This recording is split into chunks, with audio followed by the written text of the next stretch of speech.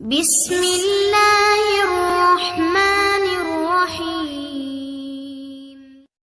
حضرت سعد بن ابی وقاص رضی اللہ تعالیٰ عنہ نے نا کلمہ پڑھ لیا، ماں احتجاج پہ بیٹھ گئی، اگر تو کلمہ نہیں چھوڑے گا تو میں روٹی نہیں کھاؤں گی اتنی دیر تک جب تک تو کلمہ نہیں چھوڑتا ماں سب۔ صحابہ کرام نے نا شدید ٹکراؤ دیکھا ہے جب ان کو مسلمان ہوئے۔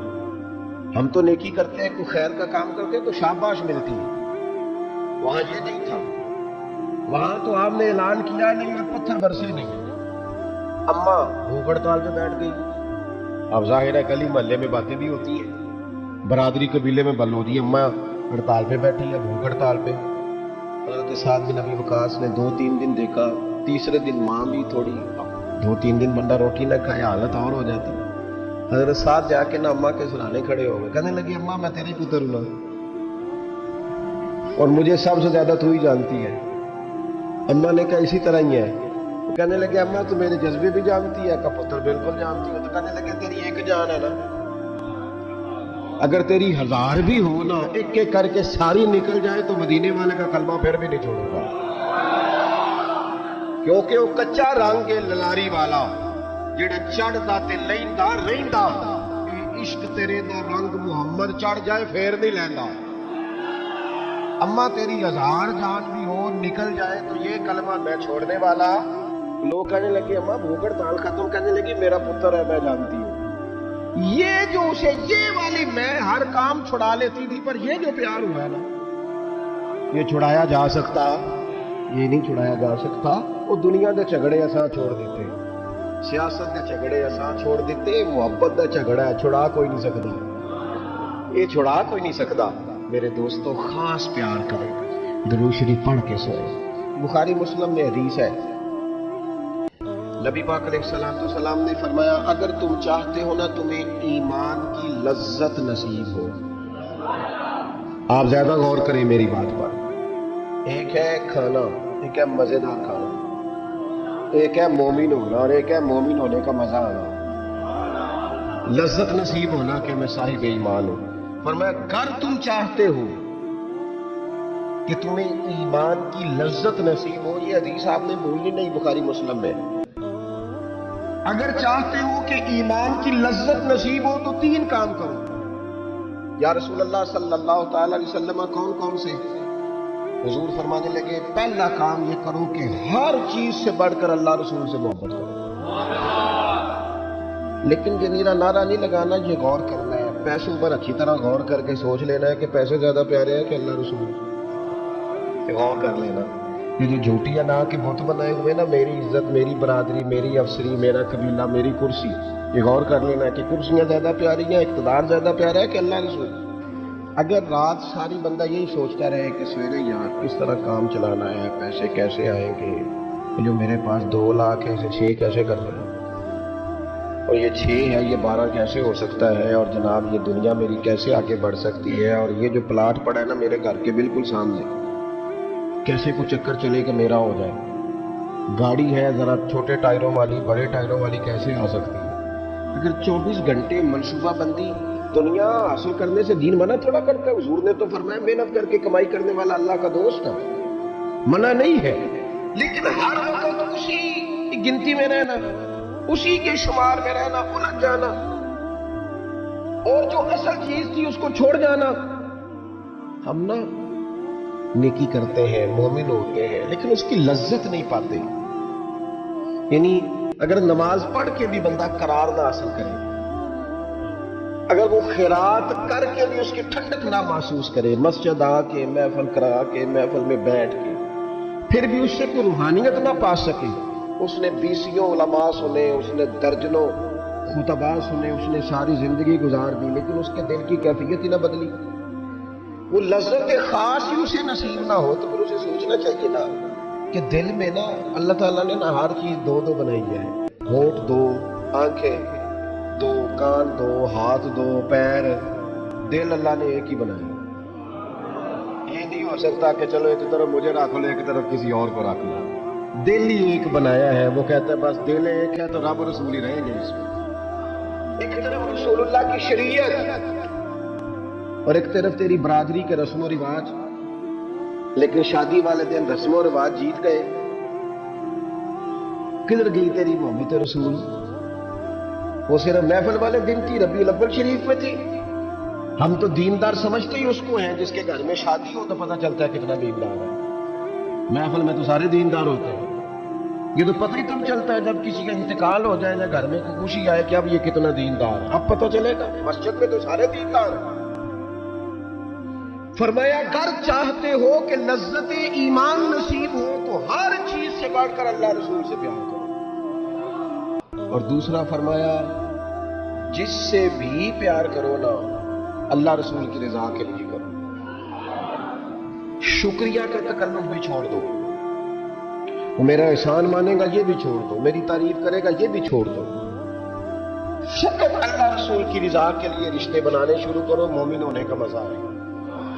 جتنے ہم شکوے کرتے ہیں نا رشتہ داروں کے، بھائیوں کے، قبیلوں کے، برادریوں کے، یہ سارے ختم ہو جائیں اگر ہم محبت اللہ رسول کی وجہ سے کرنا شروع کر دیں. اگر بنیاد اللہ رسول کی رضا ہو تو ہماری طبیعتوں میں کسی کے لیے نفرت پیدا نہ ہو، بے ادبی پیدا نہ ہو. ایک سنار نے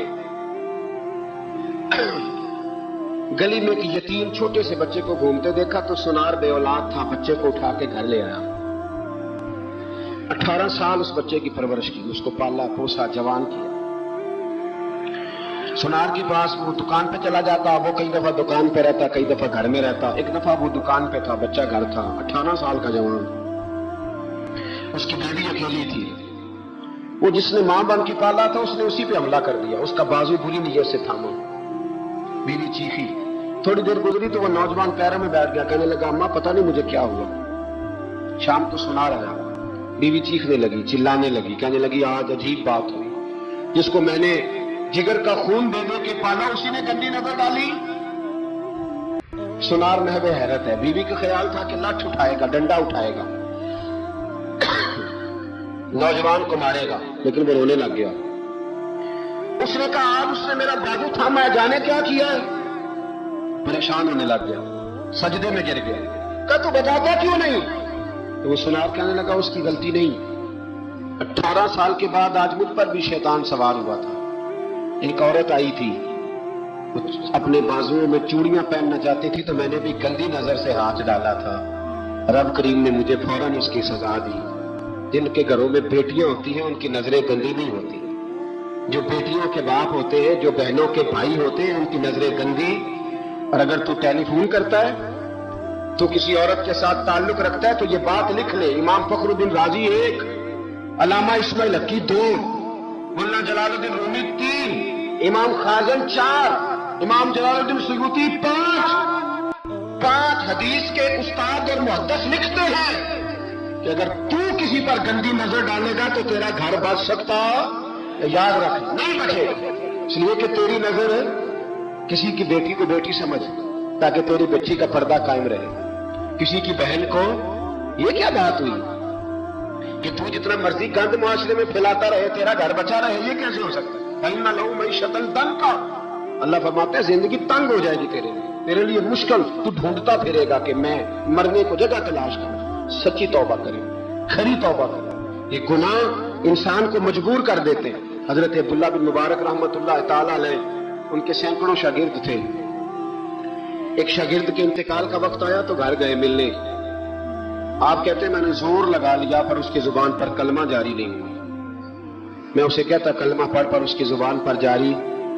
اللہ اکبر، بہت بڑی نعمت ہے. دعا فرمائیں اللہ ایمان کی موت عطا فرمائے. ایمان کی موت دے اللہ کرے، ایمان کی موت دے. ایسے بھی لوگ دیکھے ہیں مسجد نبوی ہے، رسول اللہ کا شہر ہے، سر سجدے میں ہے، روح پرواز کر کے روح پر کہ کتنا نصیبوں والا ہے، کتنا نصیبوں والا کہ مسجد نبی میں سر سجدے میں رکھا ہے اور اللہ تبارک و تعالیٰ نے محبوب کے قدموں میں موت عطا فرمائی. تو حضرت عبداللہ بن مبارک کہتے ہیں میں نے اس کو کہا کلمہ پڑھ تو اس کی زبان پہ جاری نہیں ہوتا. میں بار بار کہتا تو وہ منت کرتا، کہتا حضور میں کوشش کرتا ہوں جاری نہیں ہوتا. فرماتے میں پریشان ہو کے اٹھا، ابھی میں دروازے پہ پہنچا تھا اس نے چیخ ماری اور روح پرواز کر دی. بچے رونے لگے، بیوی رونے لگی. تو میں نے اس کی بیوی سے کہا کہ یہ جرم کیا کرتا، اتنا بڑا پاپی پہ کلمہ جاری نہیں ہوا. اس کی زوجہ کہنے لگی حضرت جی 2 گناہ تھے اس کے، ایک تو یہ شراب کا عادی تھا، روکتے تھی باز نہیں آتا تھا، اور دوسری بات یہ کہ یہ اپنی اماں کا نافرمان تھا، وہ 2 گلیاں چھوڑ کے رہتی ہے، یہ کبھی ملنے نہیں گیا تھا، اس بوڑھی کا کلیجہ اس کی طرف سے بڑی تکلیف میں تھا۔ تو حضرت عبداللہ بن مبارک کہنے لگے جا تو بھی دعا کر، اس کی ماں کو بھی کہہ دعا کرے کہ یہاں تو یہ کلمہ نہیں اسے نصیب ہوا، اللہ کرے اللہ آخرت کی منزلیں اس کی بہتر فرما دے۔ میرے بھائی ایسے گناہ حضرت مالک بن دینار نے توبہ کی انہوں نے۔ کس طرح؟ فرماتے میں نشے کا عادی تھا، کسی نے مجھے کہا کہ بطور دوائی شراب پی لو تو میں نے پی لی، نشے کا عادی تھا، شراب پیتا تھا۔ اللہ تعالیٰ نے بڑی منتوں اور کوششوں کے بعد، منتوں کے بعد ایک بیٹی عطا فرمائی، وہ بھی 2.5-3 سال کی ہوئی تو پردہ کر گئی۔ کہتے میں اس کی قبر پہ بیٹھ کے گھنٹوں روتا ہوں، شراب کا عادی تھا۔ ایک دن سویا تو خواب دیکھتا ہوں کہ میرے پیچھے ایک بڑا سانپ لگ گیا ہے، اور سانپ جب منہ کھولتا ہے تو انگارہ نکلتا ہے۔ میں پھر دعا کرتا ہوں اللہ ہمیں معاف فرمائے، اللہ ہم سے درگزر۔ میں کچھ قبرستانہ میں جاتا ہوں تو میں سانپ بچھو پھرتے ہوئے دیکھتا ہوں تو ڈر آتا ہے کہ ہم یہاں آنے والے ہیں۔ یہ لوگ کہہ رہے ہیں کہ تمہاری تیاری ہے، کسی وقت بھی اعلان ہو جائے گا کہ چلو بھائی چلو فلاں صاحب کا جنازہ ہے، اٹھو۔ لوگ کہتے ہیں جلدی کرو، اور ایک کونے میں ایک شخص یہ بھی کہتا ہے کہ دیگ بھی رکھ لو مہمان بڑے جمع ہو گئے، اور ایک کونے میں لوگ یہ بھی کہتے ہیں کہ برف ٹھنڈی لے آؤ، لوگوں نے پانی بھی پینا ہے۔ پہلے اعلان ہوتا ہے کہ فلاں فوت ہو گیا، پھر اعلان ہوتا ہے جنازے کا ٹائم ہو گیا، پھر اعلان ہوتا ہے جنازہ اٹھایا جائے گا، اور پھر بات ختم ہو جاتی ہے، پھر کل من علیہ فان، پھر کوئی نہیں پوچھنے آتا، ختم ہو گیا، قصہ ہی ختم ہو گیا، ان لوگوں کی کہانی مٹ گئی، ختم ہو گئے، بڑے بڑے قد کلا، کوئی پوچھنے والا نہیں۔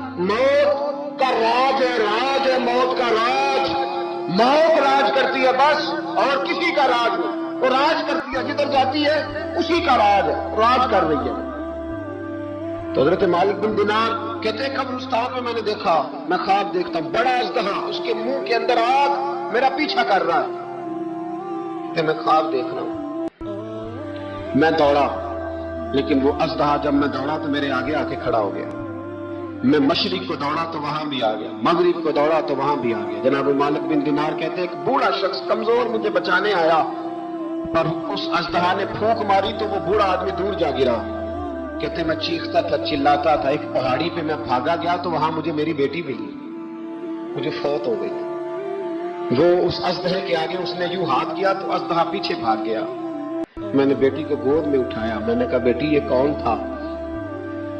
کہنے لگی ابا یہ تیرا برا عمل تھا، یہ تیرا برا عمل تھا، یہ تجھے کھا جاتا اگر میں نہ ہوتی۔ تو کہا یہ بوڑھا جو مجھے بچانے آیا یہ کون تھا؟ کہا یہ تیرا اچھا عمل تھا، پر کمزور بڑا تھا، تھوڑا تھا، یہ تیرے برے عمل کا مقابلہ کرنے کی ہمت نہیں رکھتا تھا۔ حضرت مالک بن دینار کہتے ہیں میری بیٹی نے خواب میں میری داڑھی پکڑ لی اور کہنے لگی ابا میں چاہتی ہوں تو صحیح ہو جا، ایسا نہ ہو کہ پھر تیرے پیچھے یہ وہ اژدہا لگ جائے۔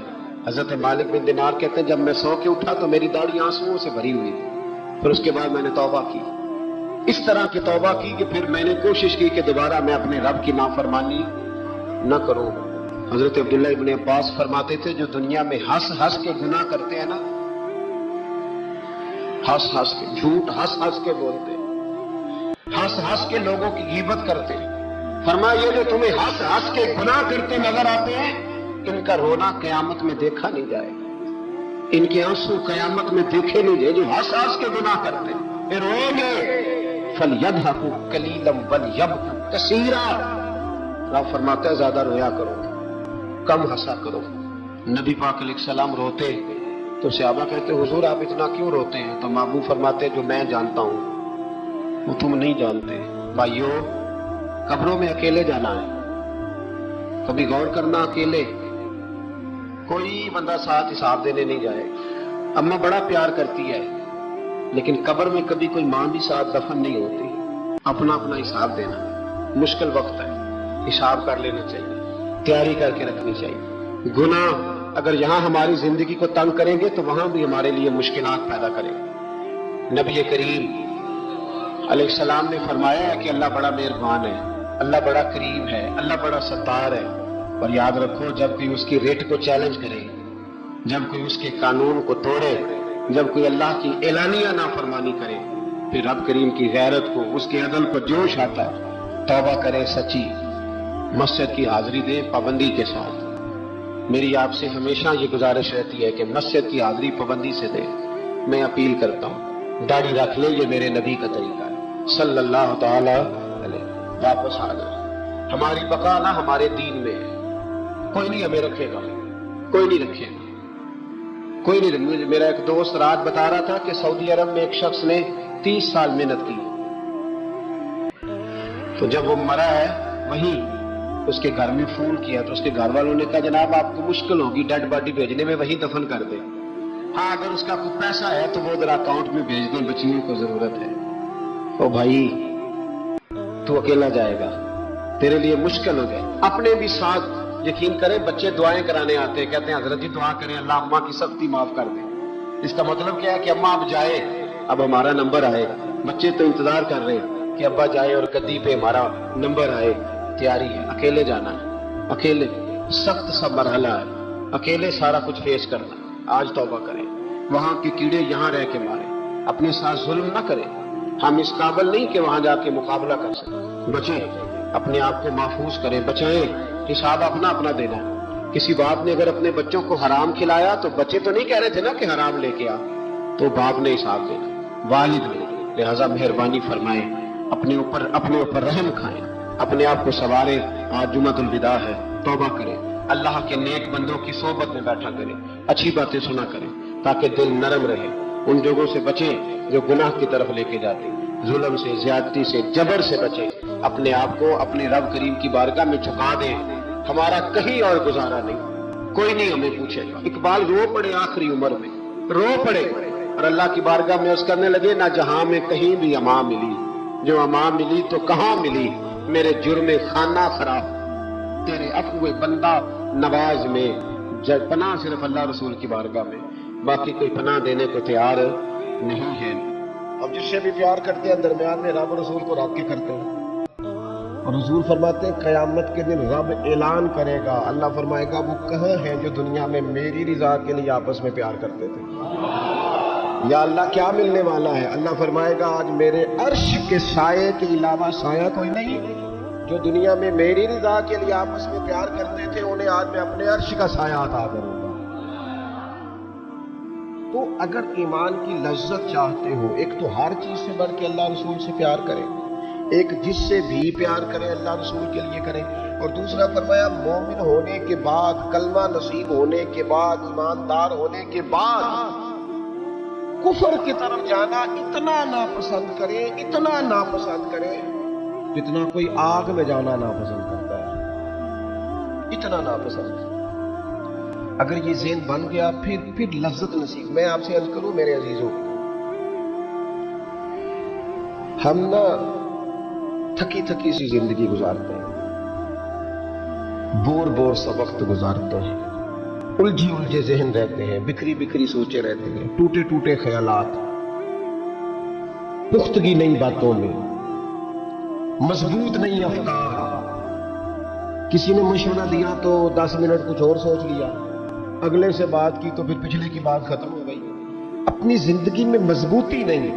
وہ خدا کے بندو، ہمیں تو ایک سادہ سا اسلوب دے دیا گیا ہے کہ تم ہر چیز سے بڑھ کے رسول پاک سے محبت کرو۔ تو جب پوری طرح وہ محبت نصیب ہو جائے گی، جب پوری طرح وہ چاہت مل جائے گی، جب پوری طرح وہ خلوص نصیب ہو گیا، للہیت مل گئی، اللہ رسول کی بارگاہ نصیب ہو گئی، آپ یقین کریں حضور کی محبت بندے کو پکا کر دیتی ہے، اس کی سوچوں کو مضبوط کر دیتی ہے، اس کے اندر استقامت لاتی ہے رسول اللہ کی محبت، انسان طاقتور ہو جاتا ہے۔ میں تقریر نہیں کر رہا، جذبات کا اظہار کر رہا، میں آپ سے داد نہیں چاہتا، میں آپ کی ذہن سازی چاہتا ہوں۔ آپ بھلے میری بات پر کوئی سبحان اللہ ماشاءاللہ نہ کہے، لیکن میرے درد دل کو سمجھے میں کیا کہنا چاہتا ہوں۔ دوستو، حضور کی محبت مضبوط کرتی ہے، مضبوط، طاقتور کر دیتی ہے۔ نہ سمجھ آئے تو سیدنا بلال سے پوچھ کے دیکھو، पूछ के देखो, मार पड़ती जाती है, मोहब्बत ताकतवर होती जाती है। ताने मिलते जाते हैं, मोहब्बत मजबूत होती जाती है।